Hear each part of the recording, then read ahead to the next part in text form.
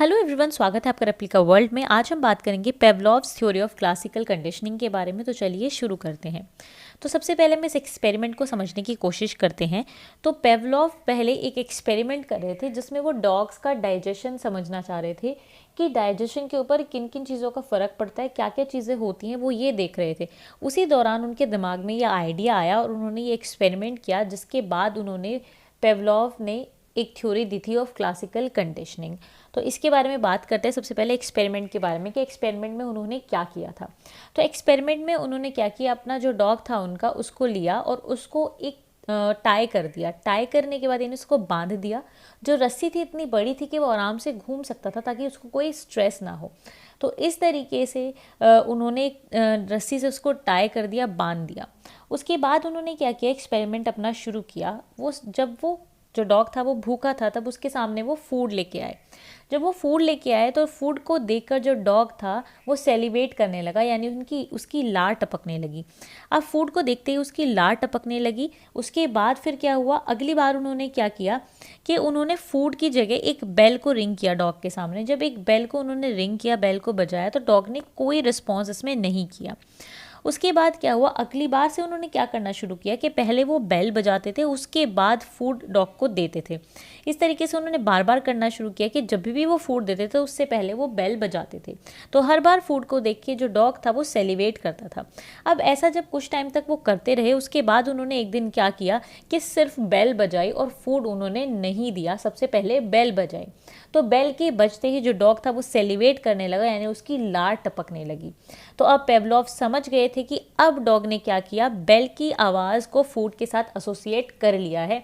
यानी डॉग को ये समझ आ गया है कि पहले बेल बजती है, इसका मतलब फिर फूड मिलता है, इसका मतलब बेल बजना फूड मिलने का इंडिकेशन है। तो इस तरीके से ये एक्सपेरिमेंट हुआ। अब इस एक्सपेरिमेंट को कुछ टर्म्स के साथ समझते हैं। पहली टर्म है अनकंडीशनड स्टिमुलस। अब अनकंडीशनल स्टिमुलस से पहले हम बात करते हैं कि स्टिमुलस क्या होता है। स्टिमुलस एक ऐसी चीज़ होती है जो बाहर से दी जाती है और जिसका रिस्पॉन्स आता है। ठीक है, जैसे डॉग को हमने हिट किया, मारा, तो ये स्टिमुलस है बाहर से और वो इससे रिस्पॉन्स करेगा। या हमने उसको फूड दिया तो उसमें भी वो रिस्पॉन्स करेगा। तो बाहर से कोई ऐसी चीज़ जिससे प्रतिक्रिया मिले, वो स्टिमुलस होता है।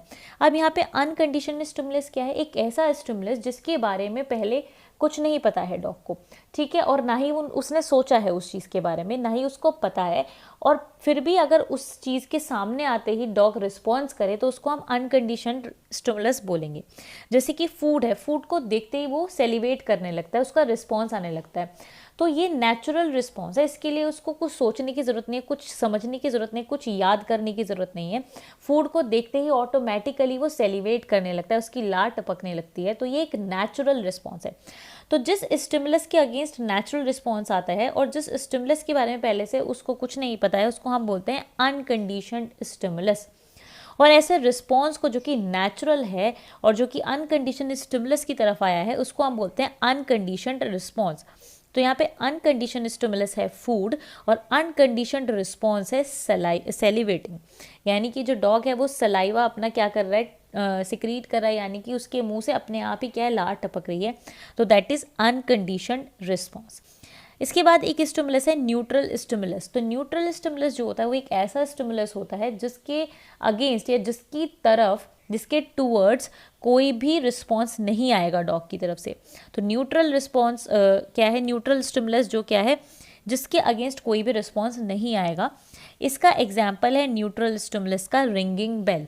यानी जो बेल हमने रिंग की डॉग के सामने, यानी पेवलोव ने जो रिंग की बेल, उसके अगेंस्ट कोई भी रिस्पॉन्स नहीं आया, तो इसलिए वो न्यूट्रल स्टिमुलस है।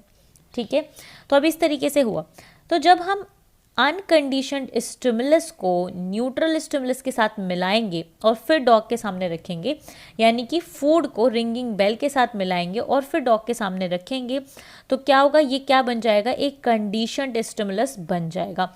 यानी अनकंडीशनड स्टिमुलस फूड को हमने रिंगिंग बेल के साथ मिला के प्रेजेंट किया, तो फिर ये डॉग की कंडीशनिंग हो जाएगी और उसको लगेगा कि बेल बजने का मतलब फूड आना होता है। तो अब अगर हम न्यूट्रल स्टिमुलस से अनकंडीशनड स्टिमुलस को अलग भी कर दें, तभी भी रिस्पॉन्स आएगा। ठीक है, तो ऐसे रिस्पॉन्स को हम बोलते हैं कंडीशनड रिस्पॉन्स, कि अगर अनकंडीशनड स्टिमुलस यानी फूड को हमने हटा भी दिया फिर भी रिस्पॉन्स आएगा। क्योंकि अब डॉग की कंडीशनिंग हो चुकी है, तो इसलिए ये जो रिस्पॉन्स होगा ये होगा कंडीशनड रिस्पॉन्स, और जो स्टिमुलस होगा जिससे ये रिस्पॉन्स आएगा वो होगा कंडीशनड स्टिमुलस। तो इस तरीके से होता है। तो पेवलॉव ने क्या किया कि सबसे पहले एक अनकंडीशन स्टिमुलस डॉग के सामने रखा, जिससे कि उसका एक नेचुरल रिस्पॉन्स आया, जिसको अनकंडीशन स्टिमुलस अनकंडीशन रिस्पॉन्स हम कह रहे हैं। उसके बाद उसके सामने एक न्यूट्रल स्टिमुलस पेश किया गया, उसमें कोई रिस्पॉन्स नहीं आया। फिर हमने क्या किया, न्यूट्रल स्टिमुलस और अनकंडीशनड स्टिमुलस को मिला के प्रेजेंट किया, तो डॉग की कंडीशनिंग हो गई, जिससे कि एक कंडीशनड रिस्पॉन्स आ गया। ठीक है, तो इस तरीके से ये था पेवलॉव का एक्सपेरिमेंट। अब हम बात करते हैं कि थ्योरी में क्या था। तो ये जो हमारी थ्योरी थी क्लासिकल कंडीशनिंग, ये रिप्रेजेंट करती थी कि एक ऐसी प्रोसेस को जहाँ पे एक न्यूट्रल स्टिमुलस को हम पहले पेयर करते हैं एक नेचुरल स्टिमुलस के साथ, यानी कि अनकंडीशन स्टिमुलस के साथ। ठीक है, तो फिर क्या होता है, जो हमारा न्यूट्रल स्टिमुलस होता है ये सारी कैरेक्टरिस्टिक ले लेता है नेचुरल स्टिमुलस की, यानी कि जो हमारा न्यूट्रल स्टिमुलस है वो जो कि बेल है वो सारी कैरेक्टरिस्टिक ले लेगी हमारी फूड की। कहने का मतलब ये है कि पहले फूड की वजह से जो रिस्पॉन्स आ रहा था, फिर बाद में बेल की वजह से सेम रिस्पॉन्स आने लग जाएगा, यानी पहले जो फूड की वजह से रिस्पॉन्स आता था अब वो बेल की वजह से भी आएगा। तो इसका मतलब तो यही है ना कि बेल ने जो कैरेक्टरिस्टिक थी फूड की वो ले ली, है ना। तो ये इसका मतलब होगा। तो इसको इसलिए कई बार सब्सटीट्यूशन लर्निंग भी कहते हैं, क्योंकि चीज़ों को सब्सटीट्यूट किया और उसमें भी डॉग जो है वो सीखा। तो यहाँ पे होता है कि न्यूट्रल स्टिमुलस जो है उसके अगेंस्ट भी हम कह सकते हैं उसके टूवर्ड्स भी रिस्पॉन्स आने लग गया। तो पहले नेचुरल स्टिमुलस के टूवर्ड्स ही रिस्पॉन्स आता था, पर अब न्यूट्रल स्टिमुलस के टूवर्ड्स भी रिस्पॉन्स आने लग गया। ठीक है, यानी पहले सिर्फ फूड के टूवर्ड्स रिस्पॉन्स आता था, सेलिवेटिंग का यानी लार टपकने का, पर अब बेल की तरफ भी आने लग गया। ठीक है, तो इसका मतलब न्यूट्रल स्टिमुलस भी अब वो कैरेक्टरिस्टिक ले चुका है जिसकी वजह से नेचुरल रिस्पॉन्स आएगा। ठीक है, तो इस थ्योरी का कहना है the responses originally made to unconditioned stimulus becomes associated with the conditioned stimulus and what is learned is a conditioned stimulus. ठीक है, तो जो रिस्पॉन्स पहले अनकंडीशन स्टिमुलस की वजह से यानी फूड की वजह से मिल रहा था, अब वो कंडीशन स्टिमुलस में भी आ गया, यानी कि अब बेल से भी वो आ गया है। और इसी को हमने क्या कहा, इस लर्निंग को ही हमने कहा कि ये क्या है, क्लासिकल लर्निंग है। थ्योरी थी पेवलॉव की। तो पेवलॉव ने हमारे एक्सपेरिमेंट करके एक थ्योरी दी थी जिसको हमने बोला क्लासिकल कंडीशनिंग।